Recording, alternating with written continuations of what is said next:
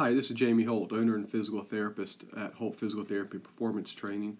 We tend to get a lot of questions about what is dry needling and what can it do for me, so I thought we'd take some time here and explain it to you. The first question people ask is if it is like acupuncture. And even though we use the same needle, the answer is no.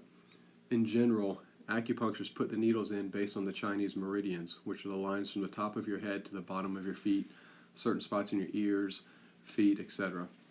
They're really trying to realign your chakra, your chi, and your energy fields. It works. It's been around for thousands of years. Our goals and methods are just different in what we're trying to accomplish. So I'm a simple guy from Western North Carolina. I have to understand what's going on to really buy into it. We dry needle based on muscle physiology and functional anatomy. When I put a needle into the tissue, it causes a lesion or a cut, and your body wants to heal it, so it sends blood, chemicals, and nutrients to the area to help heal it up. Just like a massage or a heating pad would, but the difference is depth. We're going to show you what kind of depth we can get with the needles. So when I put a 1-inch needle into the tissue, it cuts through 3,000 muscle fibers. A 3-inch needle cuts through about 100,000 muscle fibers.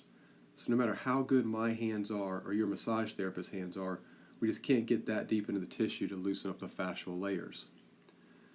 There are two kinds of dry needling. There's trigger point dry needling and systemic dry needling. Our therapists are trained in both techniques. With trigger point dry needling, we feel for a trigger point and place the needle in it to get a twitch response and to help break it up. This technique is very effective, but it can be uncomfortable and it can leave you sore afterwards. At Holt PT, we typically start with systemic dry needling. It can be more tolerable to the patient, it does not really hurt, and 9 out of 10 people will just tell us that it feels weird. We place the needles based on functional anatomy. We go after the structures that work as a functional unit when you move. For example, if you have lower back pain, we will typically needle your lumbar paraspinals, your hip flexors, groin, IT band, glutes, and even possibly your hamstrings. All these structures work as a functional unit during movements. You typically leave the needles in for about 7 minutes. If you look at the picture on the right, you can see if you have some trigger points in your glute, you can get referral patterns down into your butt, into your IT band area, down all the way to your ankle, into your calf. A lot of times this may present like IT band syndrome or sciatica, but the actual issue is probably coming from those trigger points up in your glute that's giving you the referral patterns down your leg. Afterwards, you have no limitations. You can work out right away or exercise right after systemic dry needling. And everyone responds differently. You'll respond fully to dry needling anywhere from 2 minutes to 3 days after we take the needles out.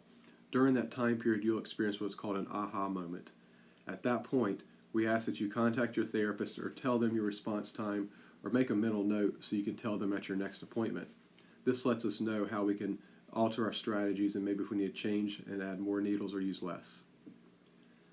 Hope this information about dry needling has been helpful to you. Like I said, all of our therapists are certified in dry needling.